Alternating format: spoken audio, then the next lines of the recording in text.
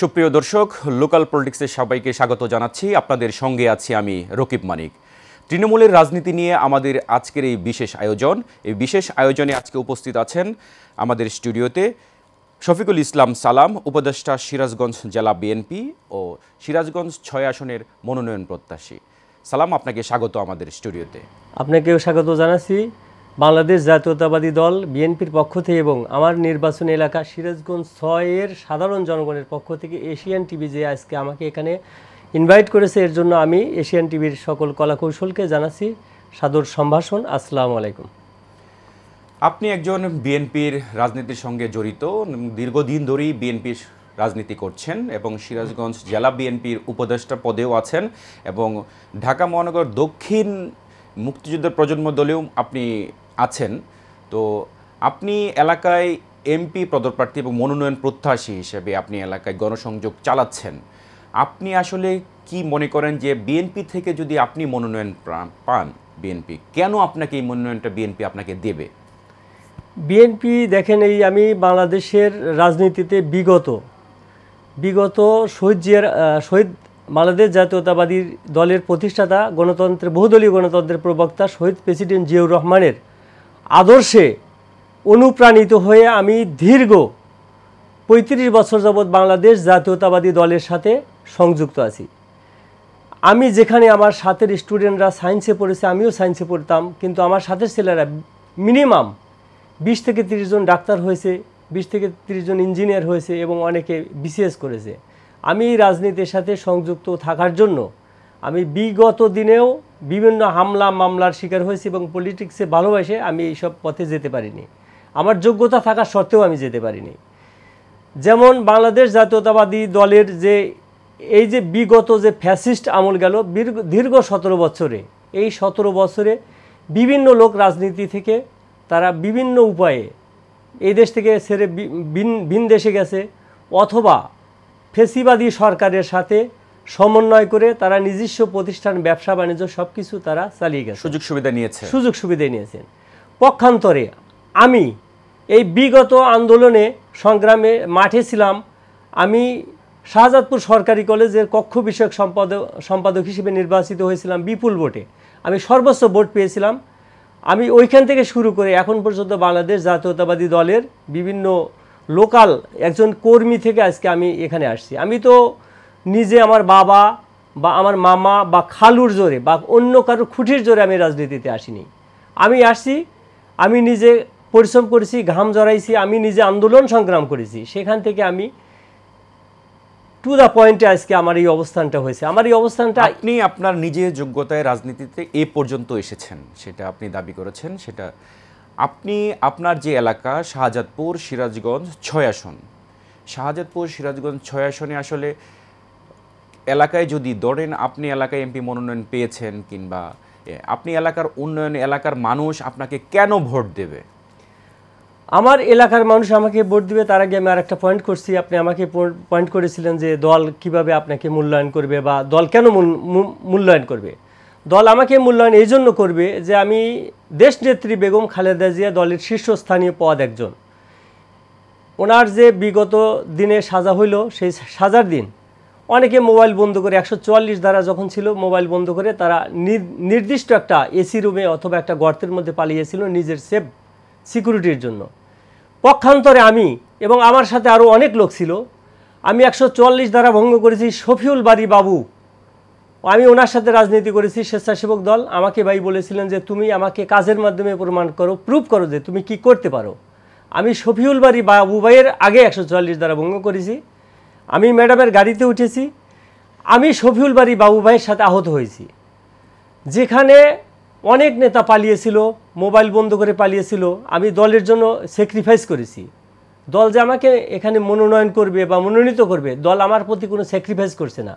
আমি মনে করি এটা আমার সম্পূর্ণ অগ্রাধিকার ভিত্তিতে আমি পাওয়ার কথা।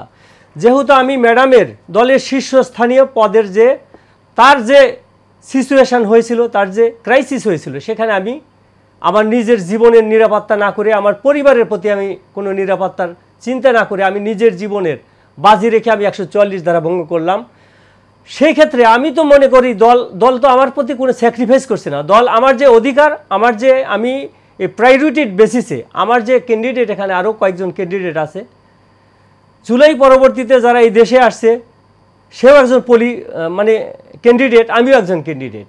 এখন নীতি নির্ধারক যারা আছেন তারা তো বিশ্লেষণ করবে যে আমার অবস্থানটা কোথায় ছিল, আর আরেকজন যে ক্যান্ডিডেট তার অবস্থানটা কোথায় ছিল। আচ্ছা, আমরা একটু ভিন্ন প্রসঙ্গে যাই। আপনাকে হয়তো যোগ্যতার বিবেচনায় আপনি আপনার জায়গা থেকে আশা করছেন যে আমাকে আর একটু টাইম দিলে পরে আমি, এছাড়াও আমি আপনার কাছে প্রশ্ন দিয়ে দিব আপনাকে, যে রাজনৈতিক বিবেচনা এবং সবকিছু মিলিয়ে আপনি আপনার জায়গায় আশাবাদী যে মনোনয়ন আপনি পেতে পারেন। এখন আমরা একটু আপনার তৃণমূলের কাছে চলে যাই। আপনার আসন যেহেতু সিরাজগঞ্জ 6 শাহজাদপুর আসন, আপনার আসন যমুনা নদীর পাড়ে সিরাজগঞ্জ, তো সেই জায়গা থেকে আপনার এলাকায় ভোটার সংখ্যা কত আছে, নারী ভোটার কত, পুরুষ ভোটার কত, এবং এলাকার অবকাঠামোর বিষয়গুলো যদি বলবেন, এবং এলাকার যে অবশ্যই এলাকার কিছু উন্নয়ন প্রয়োজন আছে, তো সেই জায়গাগুলো থেকে, এবং এলাকার মানুষ আপনাকে কেনই বা ভোট দেবে, আপনি এই পর্যন্ত এলাকার মানুষের সাথে আপনার যোগাযোগটা কেমন ছিল, যেটাকে কানেক্টিভিটি কেমন ছিল, সেই জায়গাগুলো যদি আপনি একটু ক্লিয়ার করতেন। আবার সিরাজগঞ্জ 6 এখানে হচ্ছে 4,75,000-এর ততোধিক আরও কিছু উপরে ভোট আছে। এখানকার লোক আমাকে কেন ভোট দিবে, এটা হচ্ছে দীর্ঘদিন বাংলাদেশ স্বাধীনতার পরে যত লোক এমপি হয়েছে বা মন্ত্রী হয়েছে বিভিন্ন রেফারেন্সে হয়েছে। কিভাবে হয়েছে, ওনার বাবা এমপি ছিল, বা ওনার চাচা এমপি ছিল, বা ওনার মামা ছিল, এই ধরনের রেওয়াজের জন্য যে ওনারা এমপি হয়েছে, এবং এমপি হওয়ার পরে তারা বিভিন্ন ক্রাইমের সাথে, বলবো না, তারা হয়তো বিভিন্ন বিজনেসের সাথে জড়িত হয়েছে। দেশের বাইরে যে এলাকার লোকের কাজ না করে নিজের ব্যবসা প্রতিষ্ঠানকে মানে প্রস্ফুটিত করেছে, তারা সেটাকে বড় করেছে। নিজের অবহেলিত যে আমাদের পূর্ব পাড়ের যে জনপদ, আমাদের যে নদীর পূর্ব পাড়ের যে জনপদ, যেখান দিয়ে যমুনা নদী প্রবাহিত হয়েছে, সেখানকার যে মানুষ, তারা যে জেলে আছে, কামার আছে, কুমার আছে, সাধারণ মানুষ আছে, তারা একবেলা খেতে পারছে না। অথচ আমাদের যে এমপি মহোদয়, তাদের দেখা যাচ্ছে বিগত দিনে যারা এমপি ছিল তাদের বিভিন্ন প্রতিষ্ঠান, শুধু বাংলাদেশে না, এটা আপনারা তদন্ত করে দেখেন, বা বাংলাদেশের যারা সাংবাদিক আছে, যা আমি তাদেরকে শ্রদ্ধার সাথে বলবো যে একজন সাংবাদিকের কলমের কালি শহীদের রক্তের চেয়ে পবিত্র। যদি আপনি সঠিক জিনিসটা আপনি উদ্ঘাটন মানে উপস্থাপন করেন, আর যদি আপনি সেটা উপস্থাপন না করেন, সেই ক্ষেত্রে এই কথাটা হবে ভিন্ন। তো এখন আমার যে নদীর পাড়ের এই যে পূর্ব পাড়ের যে জনপদ, এই জনপদের দুঃখটা আমি কিভাবে বুঝি। আমি যখন স্কুলে পড়ালেখা করেছি, আমি 3 বছর বয়সে আমার বাবাকে হারিয়েছি। আমি আমার ভাইদের সাথে কৃষিকাজে কাজ করেছি। আমি স্কুলে গেছি, আমি স্কুল থেকে আসার পথে দেখেছি আমার ভাইরা কাজ করে, বা আমাকে বলছে তুমি স্কুলে যাবা, আসার সময় মাঠে চলে আসবা।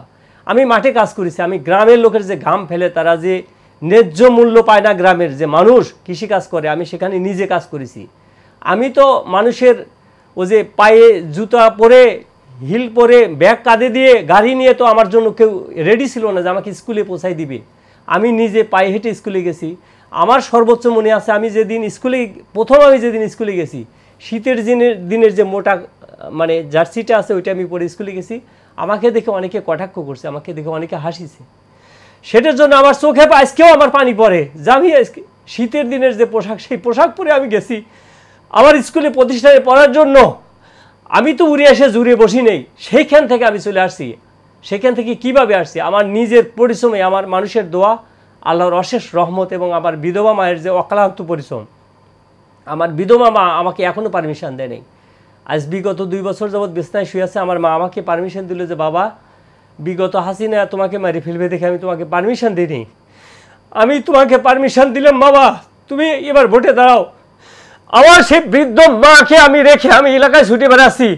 এলাকার তৃণমূল, এলাকার সাধারণ জনগণ কাকে চায়, আপনি এলাকাতে আপনারা তদন্ত করবেন। আপনারা সুষ্ঠু এবং সুন্দরভাবে প্রার্থী নির্বাচন করবেন। আপনারা যদি এই কাজটা যদি না করেন, তাহলে বিগত দিনে যে ফ্যাসিস্ট তৈরি হয়েছিল বাংলাদেশে, আবার পুনরায় কিন্তু এই বিএনপিতে ফ্যাসিস্ট তৈরি হবে। তা আমি বাংলাদেশের যারা সংবাদকর্মী আছে, যারা বিএনপির নীতি নির্ধারক আছে, তাদের প্রতি আমার আকুল আবেদন থাকবে, শহীদ প্রেসিডেন্ট জিয়াউর রহমানের যে দলের এত জনপ্রিয়, সেই বিগত 1 মাসের ভিতরে, 1 বছরের ভিতরে আমাদের দলের যে তলানিতে, অনেকটাই তলানিতে, এটা মানে লজ্জার কিছু না। হ্যাঁ, এখানে আমাদের যে ভুল ত্রুটি কিছু আছে, আমাদের যে নেতা নির্ধারণ করা হয়, নির্বাচন করা হয়, সেখানে তো আমাদের ভুল আছে। একজন লোকের ব্যবসা নেই, একজন লোকের কোনো ল্যান্ড নেই, তার কোনো দোকানপাট নেই, তার আয়ের উৎস কি, তার জীবিকা নির্বাহ কি, কীভাবে তার মেয়ে স্কুলে যায়, তার প্রতিষ্ঠান, তার পরিবার চলে, এই ধরনের লোককে যদি পদে বসানো হয়, তো বাংলাদেশের তো রাজনীতিতে এরকম আসবেই। ফুটপাতের ছেলেকে ধরে এনে যদি আপনি স্বেচ্ছাসেবক দল, যুব দল বা বিভিন্ন দলে আমরা যদি দেই, এখানে গবেষণা প্রতিষ্ঠান করা দরকার। তবে আমাদের দেশনায়ক তারেক রহমানের বিগত দিনে যে শহীদ প্রেসিডেন্ট জিয়াউর রহমানের যে 19 দফা কর্মসূচি করেছিলেন, তার সুযোগ্য পুত্র দেশনায়ক তারেক রহমান যে 31 দফা প্রণয়ন করেছে, এই রাষ্ট্র কাঠামো যদি 31 দফা বাস্তবায়ন হয়, এইগুলো থেকে বাংলাদেশের মানুষ সম্পূর্ণ মুক্তি হবে ইনশাআল্লাহ। হয়তো রাজনৈতিক সংশোধন হয়তো হবে, বিএনপির নীতি নির্ধারণের উপর মহল যারা আছে তারা হয়তো আস্তে আস্তে সবগুলো সংশোধন করে হয়তো রাজনীতি অবকাঠামো করবে। আমি আপনার বিষয়ে আসি, যেহেতু আমাদের তৃণমূল পলিটিক্স নিয়ে এখানে আলোচনা হয়। আপনার যে এলাকা আছে সেই এলাকায় আপনি আসলে আপনার শাহজাদপুর যে এলাকা সিরাজগঞ্জ 6, সেখানে কতগুলো ইউনিয়ন নিয়ে এই সিরাজগঞ্জ আসন কনস্টিটিউয়েন্সিটা আছে, আসনটা আছে। এই আসনের মাঝে আবার মহিলা ভোটার কত, পুরুষ ভোটার কত, এগুলো কি আপনার স্ট্যাটিস্টিক্স আছে কিনা? আমাদের যে সিরাজগঞ্জ 6 আসনটা, এটা হচ্ছে আপনার 13টা ইউনিয়ন নিয়ে গঠিত। এই 13টা ইউনিয়নের ভিতরে পুরুষ এবং মহিলা প্রায় সেম ধরনের ভোটার আছে। আর এখানে হচ্ছে যে কানেক্টিভিটি যেটা আমাদের টোটাল ভোটার কত, লোকাল ভোটার হচ্ছে 4,75,000। 4,75,000। এর ভিতরে আপনি দেখেন যে আমাদের নদীর যে পূর্ব পারের বিষয়টা সব থেকে মানে অবহেলিত। 9টা ইউনিয়ন আছে নদীর, মানে করতোয়া যে নদী আছে সেটা নদীর হচ্ছে আপনার মানে শাহজাদপুর জেলা যে উপজেলা শহর থেকে পূর্ব পারে 9টা ইউনিয়ন আছে। এখানে বেশিরভাগ মানুষ তাঁত শিল্প ছিল, এখানে গো প্রজনন আছে, এখানে কৃষি যে জমি আছে, এখানে অধিকাংশ মানুষ অনেক পরিশ্রম করে। এবং তাদের যে এখন একটা মানে ওনাদের যে একটা অধিকার, এখানে যদি আমরা শিল্প কোনো কারখানা করি বা শিল্প কোনো প্রতিষ্ঠান করি, এখানে যদি গার্মেন্টস করা যায়, এখানে আমাদের যে নদীর পূর্ব পারের অনেক লোক আছে অবহেলিত, তারা কিন্তু কাজ করতে পারবে। এখানে বৃষ্টি হয়, তারা জেলেরা মাছ মারতে পারে না, যমুনাতে মাছ মারতে গেলে অনেক সময় নিষেধ করে।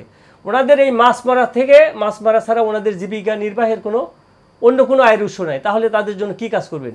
এখানে যদি আপনার পরিকল্পনাটা কি? আমার পরিকল্পনা, আমি যদি এমপি হইতে পারি সিরাজগঞ্জ 6 থেকে, দল যদি আমাকে মনোনীত করে এবং আমার এলাকার যে তৃণমূল বিএনপি এবং আমার এলাকার সাধারণ মানুষ যারা মনে করবে যে দেশনেত্রী খালেদা জিয়ার যেদিন সাজা হয়েছিল আমি 144 ভঙ্গ করেছি, 28 অক্টোবরে আমি গুলি খেয়ে পল্টন ময়দানে পড়েছিলাম, আমি দলের ক্রাইসিস টাইমে আমি পালাই নেই এবং আমি আমার গ্রামের যে জনপদ আছে, সাধারণ মানুষ আছে, আমি তাদেরকে ছেড়ে যাব না। এটা তাদের একবারে পুরো ধারণা আছে যে আমি যদি হই, তারা সম্পূর্ণ লোক আমাকেই সাপোর্ট করে, এটা আমার 100% আমার ধারণা। এবং আমি যদি হই, আমি উন্নয়নের ক্ষেত্রে, শাহজাদপুর উন্নয়নের ক্ষেত্রে আপনার কোনো স্পেশাল কোনো পরিকল্পনা আছে কিনা, যে আপনার কাছে যদি এই সুযোগ কখনো আসে, তাহলে হয়তো আমি শাহজাদপুরের এই জায়গাগুলো, এই খাতগুলো, এইগুলোকে আমি একটু ডেভেলপ করব, এই ধরনের কোনো পরিকল্পনা আপনার আছে কিনা, ফিউচার প্ল্যান? এই ধরনের যে পরিকল্পনা আমাদের দেখেন, এখানে রবীন্দ্র বিশ্ববিদ্যালয়টা হয়েছে, এখানে হচ্ছে একটা আমাদের শাহজাদপুর একটা যে বিশাল একটা এরিয়া, এখানে কিন্তু বিভিন্ন দেশ থেকে বাংলাদেশের তাঁত শিল্প আছে এবং গোপ্রজনন আছে, মানে মিল্কবিট আছে। আমাদের এলাকার মানুষ গরু পোষে এবং এখানে কৃষি খামার যেগুলো আছে, এগুলো নিয়ে যদি আমরা কাজ করতে পারি, আমাদের এলাকা অনেক উন্নয়ন হবে। এখানে যদি আপনি একটা মেডিকেল কলেজ করা যায়, এখানে আপনার শাহজাদপুর শহর থেকে আমাদের যে পূর্ব পাড়ের জনপদ আছে, সেখানে লোকাল যে রাস্তাগুলো আছে, এই দীর্ঘদিন ফ্যাসিবাদী সরকার তারা ঠিকমতো কোনো কাজ করে নাই, তারা টাকা পাচার করছে এবং এরা কিন্তু গ্রামের যে জনপদ আছে, জনপদের যে সুস্থ একটা ট্রিটমেন্ট, তাদের যে একটা ট্রিটমেন্টে নেওয়ার জন্য যে শহরে আসতে হবে, এখানে কমপক্ষে 2 ঘন্টা টাইম লাগে। যেমন শাহজাদপুর থেকে গালা, শাহজাদপুর থেকে রূপবাটি, শাহজাদপুরে বাগদুনাল, শাহজাদপুর থেকে পাঁচিল, শাহজাদপুর থেকে আপনার এরকম আছে আবার নদীর মানে শহরের পশ্চিম পাশে আছে পোতাজি আছে, ওখানে গারাদোয়া আছে, গালা আছে, মানে কাইমপুর আছে। এই যে মানুষের যে একটা ডিস্টেন্স, এই মানে লোকাল যে রাস্তাগুলো, এগুলো যদি উন্নয়ন করা যায় এবং শাহজাদপুর যদি একটা মেডিকেল কলেজ, এখানে যেহেতু কাজী মানে রবীন্দ্রনাথ বিশ্ববিদ্যালয় হয়েছে, আমি এখানে শাহমকদম আছে, শাহমকদমের নামে আমি ইতিপূর্বে মেডিকেল কলেজ করার জন্য আমি সরকারের কাছে বেশ কয়েকবার আমি সামাজিক যোগাযোগ মাধ্যমে। ছোট্ট প্রশ্ন, এলাকার মানুষের সাথে যে আপনার সম্পৃক্ততাটা কিংবা কানেক্টিভিটিটা, যে এটার জন্য আপনি মানে অতীতে কিছু করেছেন কিনা কিংবা বর্তমানে কিছু করছেন কিনা? আমি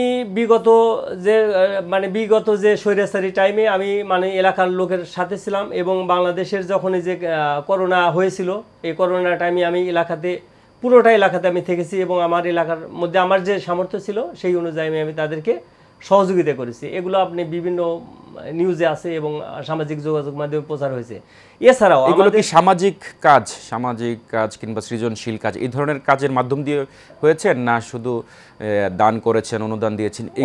অনুদান দিয়েছে এবং সামাজিক মানে এলাকায় যত অনুষ্ঠানগুলো হয়, বিভিন্ন অনুষ্ঠানে প্রোগ্রামে আমি যখন অংশগ্রহণ করি, গ্রামের একটা সাধারণ বাড়িতে বিয়ে হচ্ছে, গরিব বাড়ির বিয়ে হচ্ছে, আমাকে দাওয়াত করে, আমি যদি সেখানে নাও যেতে পারি, আমার যদি সামর্থ্য থাকে, আমি সেই সামর্থ্য অনুযায়ী আমি তাদেরকে পৌঁছাই দিই এবং তাদেরকে আমি ফোন করে বলি যে আমি কাজের জন্য আসতে পারিনি, আপনারা আমাকে ক্ষমা করবেন। আপনি নিশ্চয়ই অবগত আছেন, একটু রাজনৈতিক বিষয়ে কথা বলি। আপনি নিশ্চয়ই অবগত আছেন যে তারেক রহমান 31 দফা ঘোষণা করেছেন এবং তার যে নেতাকর্মীরা আছে দেশের সেই প্রান্তিক থেকে একেবারে ঢাকা রাজধানী পর্যন্ত সবাই সেই 31 দফা বাস্তবায়নের কাজ করছে। আপনি ব্যক্তি সালাম 31 দফা কাজ করার জন্য কি কি কাজ করেছেন বাস্তবায়নের জন্য? আমি ব্যক্তি সালাম একমাত্র শাহজাদপুর সিরাজগঞ্জ 6 আসনে আমি আমার প্রত্যেকটা ইউনিয়নে আমি নিজে হাজির থেকেছি এবং আমি 31 দফা রাষ্ট্র কাঠামো মেরামতের যে 31 দফা, এই 31 দফা যদি বাস্তবায়ন করা যায় তাহলে কিন্তু এটা পুরো বাংলাদেশ থেকে ফ্যাসিবাদ নির্মূল হবে। এখানে বিএনপিরও আর কোনো ফ্যাসিবাদ হওয়ার সুযোগ নেই, আবার যে কোনো দল আসলেও আর ফ্যাসিবাদ হওয়ার সুযোগ নেই। যদি আমরা মোটিভেশন করে সাধারণ মানুষকে আমরা আমাদের এই কথাগুলো বুঝাই দিতে পারি, তাহলে মানুষ সচেতন যখন হয়ে যাবে। যেমন এবার সুষ্ঠু ভোট হবে, বিগত আমলে 17 বছর ভোট দিতে পারেনি, যাদের বয়স ছিল 18 তাদের বয়স হয়েছে 35 বছর, মানে ফুল ম্যাচুরিট। এই ম্যাচুরিট লোক যখন ভোট দিবে তারা কিন্তু এখন চিন্তা করবে যে কোন দলকে ভোট দিলে এই দেশে কাজ হবে। যেমন বিগত দিনে শহীদ প্রেসিডেন্ট জিয়াউর রহমানের হাতে গড়া তিনি রাজনৈতিক যে বহুদলীয় গণতন্ত্রের প্রবক্তা, তিনি রাজনীতি করার সকলকে সুযোগ দিয়েছেন। দেশনেত্রী খালেদা জিয়া আসছেন, দেশের শান্তি, দেশে মানে চাকরি ব্যবসা বাণিজ্য সবাই করছে, নির্বিঘ্নে ঘুমাইছে, এখানে শান্তি ছিল। আর দেশনায়ক তারেক রহমানের যে 31 দফা, এই 31 দফা আমরা প্রত্যেকটা ইউনিয়নে এবং আমি সর্বোচ্চ আগে মানুষের প্রত্যেকটা ডোরে পৌঁছাই দিছি, ডোর টু ডোর, এবং আমি নিজে পায়ে হেঁটে গেছি। আমার তো আসলে গাড়ি নেই, আমি যখন সাধারণভাবে চলাফেরা করি, অনেকে কিন্তু বিভিন্ন প্রশ্ন করে যে আপনি এইভাবে চলেন, আপনি কিভাবে ভোট করবেন। আমি তাদের বুঝাই, তোমরা যদি এইগুলো পার্থক্য করো, একজন এমপিকে তোমরাই যদি ডিফারেন্স করে ফেলো, তাহলে তো সে পাশ করার পরে বিদেশ যাবে, ঢাকায় যা পালাইবে, বিভিন্ন জায়গা থাকবে, ওর পিএসএক ধরতে হবে। কিন্তু তোমরা আমার কাছে সরাসরি আসো, আমার পায়ে শক্তি আছে, আমি তোমাদের সাথে পায়ে হেঁটে চলবো। আপনার এলাকায় আসলে অনেক এমপি মনোনয়ন প্রত্যাশী আছে, কতজন আছে সেটা একটু বলবেন? এবং তরুণ ভোটারও নিশ্চয়ই আছে, তো তরুণ ভোটারদের কাছে আসলে আপনি কেমন জনপ্রিয় মনে করছেন আর কি? এখানে আমার এলাকাতে যে আপনার যারা মানে আরও প্রার্থী যারা আছে, এরা আছে ডাক্তার এম এ মোহিত সাহেব হচ্ছে ডাক্তার এম এ মতিনের ছেলে। উনি হচ্ছে বাংলাদেশ জাতীয়তাবাদী মানে জাতীয় পার্টি যে ছিল, জাতীয় পার্টির স্বরাষ্ট্রমন্ত্রী ছিল, তার ছেলে। তিনি আমাদের সাথে, আমরা একসাথে দল করি। আমি দলের প্রতি শ্রদ্ধাবোধ রাখবো যে দল যাকেই নমিনেশন দেয় আমরা তার সাথে কাজ করব, আর দল যদি আমাকে মনোনীত করে সেক্ষেত্রে আমি আমার পক্ষে কাজ করব।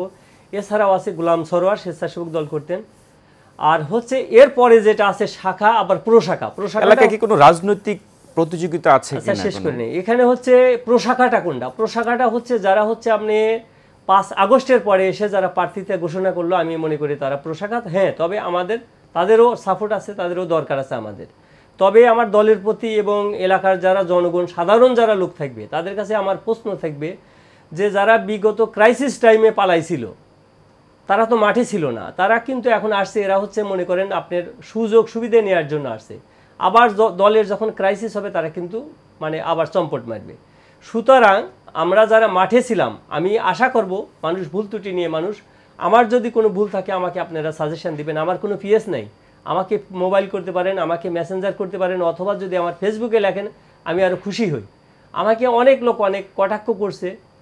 আমি তো একদিন ধরে কাজ করছি না, আমি বিগত 15-16 বছর যাবত এমপিতেই আমি ফাইট দেওয়ার জন্য ঘুরতেছি মাঠে। তো এখন আমার যে এই প্রবলেমগুলো ছিল সেগুলো তো আমি মাইন্ড করিনি। আমি মাইন্ড করলে যদি আমার পরিবার, আমার ওয়াইফ আমাকে বলছে যে তোমার গায়ের চামড়া এত মোটা, তোমাকে এগুলো ফেসবুকে লেখে, তুমি তারপরে রাজনীতি করা লিখবে কেন? আমাকে মানুষ কটাক্ষ করে। তিনি একজন প্রাইমারি শিক্ষিকা। আমরা আসলে শেষের দিকে চলে আসছি আপনার কাছে। তো আপনার আসলে বর্ণাঢ্য রাজনৈতিক কেরিয়ার যেটা আপনি এখানে তুলে ধরেছেন, এখন আমরা বিভিন্ন জায়গায় বিভিন্ন যে মনোনয়ন প্রত্যাশী আছে কিংবা বিগত সরকার ফ্যাসিস্ট আমলেও আমরা দেখেছি যে আসলে যারা টাকাওয়ালা তারাই সাধারণত এই এমপি কিংবা রাজনীতিদের সাথে যুক্ত হয়। অনেক ত্যাগী নেতা বঞ্চিত হয়, কিংবা আবার কিছু কিছু ক্ষেত্রে আছে অনেক ত্যাগী নেতা মনোনয়ন পেয়েও থাকে। আপনার এলাকা থেকে হয়তো আপনি কিংবা অন্য কেউ কিংবা যা বিএনপি নীতি নির্ধারক যারা মনে করেন তাকে ভালো মনে করে তাকেই হয়তো দিবে। আপনি কি মনে করেন যে আপনি মনোনয়ন পেলেই বিএনপির রাজনীতির সঙ্গে যুক্ত থাকবেন, কিংবা মনোনয়ন যদি আপনি পান না তাহলে বিএনপির রাজনীতি থেকে আপনি সরে যাবেন? এই ধরনের কোনো পরিকল্পনা আপনার আছে? এখানে হচ্ছে দল মূল্যায়ন করে কিসের উপর ভিত্তি করে আমি মনে করি দলের যে ক্রাইসিস টাইমগুলো গেছে, আমাদের বিগত ফ্যাসিস্ট আমলে 17 বছরে দল তো অনেক ক্রাইসিসে পড়েছিল। এখন আমাদের দলের যারা নীতি নির্ধারক আছে তাদেরকে মূল্যায়ন করতে হবে কোনটা, যে এই দলের ক্রাইসিস টাইমে যারা ছিল তাদেরকে যদি নেতৃত্বে নিয়ে আসা যায়, তারা ছিল কোথায় মাঠে, তারা ছিল কোথায় পালায়া, তারা ছিল কোথায় জেলে। আমরা 17টা মামলার আসামি ছিলাম। আমি ঢাকার বিভিন্ন যে আপনার পল্টন থানাতে মামলা আছে। ম্যাডামের আপনার 28 অক্টোবর শান্তিপ্রিয় যে সমাবেশ ছিল, সেই সমাবেশে পুলিশ এবং আওয়ামী ফ্যাসিস্ট হামলা করার পর নাইট অ্যাঙ্গেলে আমাকে গুলি করে ওরা আওয়ামী লীগ আমাকে মৃত্যু ভেবে ফেলে যায়। ওখানে আমাকে জনতার মেয়র, আমি পরে শুনতে পারি জনতার মেয়র আমাকে নিয়ে ইসলামী ব্যাংক হাসপাতালে ভর্তি করেন পল্টন পার্টি অফিসের সামনে। পরবর্তীতে আমার 2-3 ঘন্টার পরে আমার একটু সেন্স ফিরলে আমার ছেলের মোবাইল নাম্বার দেওয়াতে ওনাকে ফোন দেওয়া হয়। রেসিডেন্সিয়াল মডেল কলেজ থেকে ছেলে আসে, এসে আমাকে অতীতে রাজনীতি করেছেন, এখন যদি মনোনয়ন না পেয়ে থাকেন তাহলে কি আপনি বিএনপির রাজনীতি? এখন আমি মনে করব যে দল মনোনয়ন কেন আমাকে দিবে না, দল আমাকে মনোনয়ন কেন দিবে না? আর আমাকে যদি মনোনয়ন না দেয় তাহলে আমি তো মনে করি দলের যারা নীতি নির্ধারক আছে তাদের তো প্রশ্নবিদ্ধ হইতে হবে। প্রশ্নবিদ্ধ হইতে হবে কেন? যে গর্তে ছিল তাকে যদি মনোনয়ন করা হয়, যে বিদেশে পালাই গেছে, গুলির শব্দ শোনার পর সাথে সাথে আপনি চম্পট মারল, আবার যখন দেশ শান্তিপ্রিয় হলো তখন তারা আসলো, দেশে এসে ফুলের মালা গলায় দিয়ে কর্মী বাহিনীকে কিছু লোভ লালসা দেখিয়ে, যারা বিএনপির মানে এরা অরিজিনাল বিএনপি না, কিন্তু এরা বিভিন্ন দল থেকে অনুপ্রবেশ করছে, তারা এসে যখন ওই লোককে ফুলের মালা দিয়ে ঘুরায়, আমার প্রশ্ন থাকবে যে আপনি কর্মী এক প্লেট খাবারের জন্য, খিচুড়ির জন্য 500 বা 1000 টাকার জন্য যে একটা বিদেশি লোককে আপনি এনে ফুলের মালা দিয়ে এলাকায় যে ঘুরাইলেন, এলাকার যে লোকাল রাস্তাগুলো হবে, আপনি এলাকার যে টিয়ার বা কাবিখার যে খাবারের ইয়াগুলো আসবে, আপনি তো এই অংশগুলো ওনা তো ওখান থেকে আপনি পরবর্তীতে বিজনেস আমি মনে করি আমি জুলাই যোদ্ধা, আমি আর্মির ব্যারিকেড ভেঙেছি, আমি আশাবাদী সম্পূর্ণ দল একেবারে শেষ মুহূর্তে আসছে। মানে আপনি একটু শর্টে যদি বলেন যে মনোনয়ন যদি আপনি না পান, আবার পেতেও পারেন নাও পেতে পারেন, আপনি কি রাজনীতির সাথে যুক্ত থাকবেন কি না? আমি হচ্ছে বিএনপির মানে জন্মগতভাবে, শর্টলি বলবেন, ছোট করে আমি জন্মগতভাবে বিএনপির। আমাকে দল যদি মূল্যায়ন নাও করে, আমার দলের যদি কোনো ভাইকে দল যদি মনে করে তাকে দিলে পরে ভালো হবে, আমি অবশ্যই দলের সাথে থাকবো। এখানে না থাকার তো প্রশ্নই আসে না, আমি তো আর অনুপ্রবেশকারী না। ধন্যবাদ। আমি তো বিএনপি থেকেই আমার জন্ম। আপনাকেও ধন্যবাদ। আমার এলাকাবাসীর জন্য কোনো কিছু যদি বলার থাকে আপনার, তাহলে খুব ছোট্ট করে আপনি বলতে পারেন। আমি প্রথমত সিরাজগঞ্জ 6 শাহজাদপুরের আপামর জনসাধারণের উদ্দেশ্যে বলবো, আসুন আমরা সকলে সমবেত এবং একতাবদ্ধ হই।